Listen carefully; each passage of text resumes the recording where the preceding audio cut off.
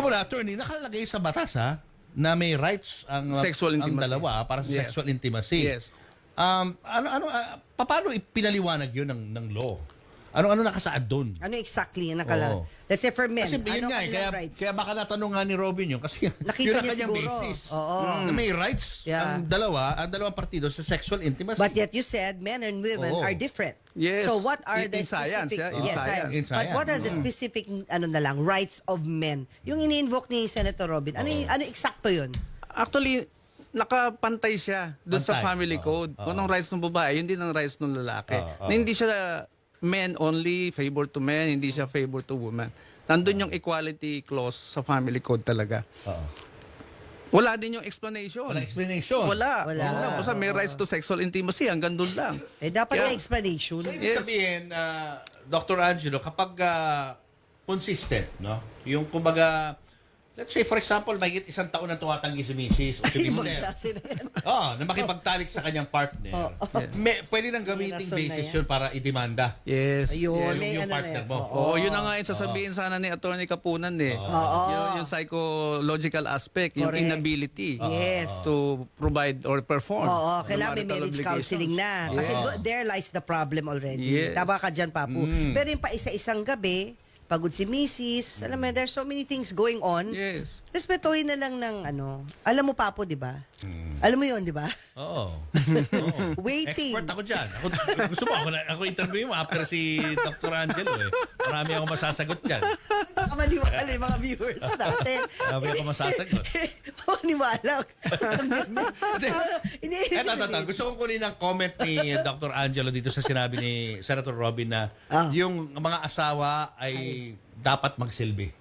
Yan. Oh. He used Kumbaga, that word. Asawa Serve. dapat ay mag-serve sa kanilang mga partners. Let's put that Ang mga into the mister. right context, ha? Sa pagkakaalam ko, nandun yan sa Islamic law nila eh. Yung baka yun Islamic siguro ng law nila. basis niya. Oo, yun ang basis niya. Serve. Pero wala yun sa family code natin. Mutual respect, mutual service, mutual honor, Yeah. mutual love.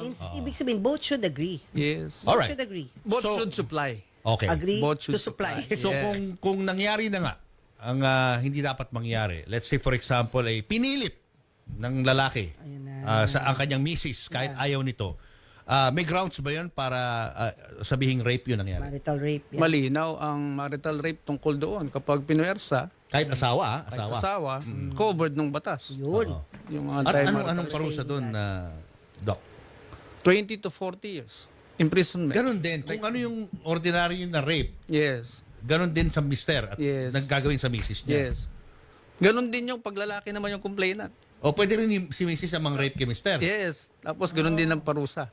So whether 20 within to the 40 bounds of the intimacy of marriage or outside, like a stranger Yes. raping someone, pareho ng haba ng Yes, parusa. yes, yes. 20 to di ba 20 to reclusion 40 years. Reclusion perpetua. Yes. Reclusion perpetua. Okay. O tandaan niya na ng mga mister na Pwede nakikinig pala sa atin kayo ngayon. kasuhan ng misis at mister ninyo. na pinapaira lang yung machismo mentality. Hindi porket married kayo sa inyong misis, pagmamayari nyo na ang inyong misis at ang kanilang katawan. Respetuhin nyo. Huwag nyong pipilitin kung ayaw. Pwede kayo makasuhan ng rape. Kasi maraming ganyan, di ba, pag nalalasing, Yes. pinipilit talaga, sinasabi sa mister, may karapatan ako sa'yo, mga ganyan. Marami yan. Ay, may Ang hangganan. Oh, Yung yes. iba nga, sir, binubugbog pa eh. Misis pag ayaw. Oo, di ba? It's all a result of ignorance. Yan, tama. Yes. Ignorance So of at the least law. ngayon ay paliwanag natin doon sa Yeah. mga viewers natin na hindi pwedeng pilitin. No? Kahit nakasaad yan sa batas na may rights kayo sa sexual intimacy, pag wala sa mood na magkabilang partido, huwag niyong pipilitin. Yan. Mutual respect yan. Respetuhin niyo ang Yeah. isa't isa. Saka, ang rights laging may kakambal. Obligations. Yeah, tama. Hindi ba pwedeng ano Rights, yun? responsibility, Doc obligation. Angelo, hindi ba pwedeng magkaroon ng revision sa law Oo. at i-insert natin yung sinasabi mo na scientific, di ba, na reasons. Kumbaga may exceptions. Panahon na para i-revise. Di yan. ba? Yeah. So Agree. at least hopefully something good will come out of this hearing Yeah. na maisingit natin yun. Yung Yeah. pinag-uusapan natin ngayon na True. scientific na paliwanag. Yeah. Di ba? Tama, oo. And it ain't bad yung sinabi ni Robin kanina. Anong gagawin ko? Magdasal? Sabi ko. Oo, magdasal. Pwede. Sabi niya, anong gagawin ko? Matulog? Tama, itulog mo.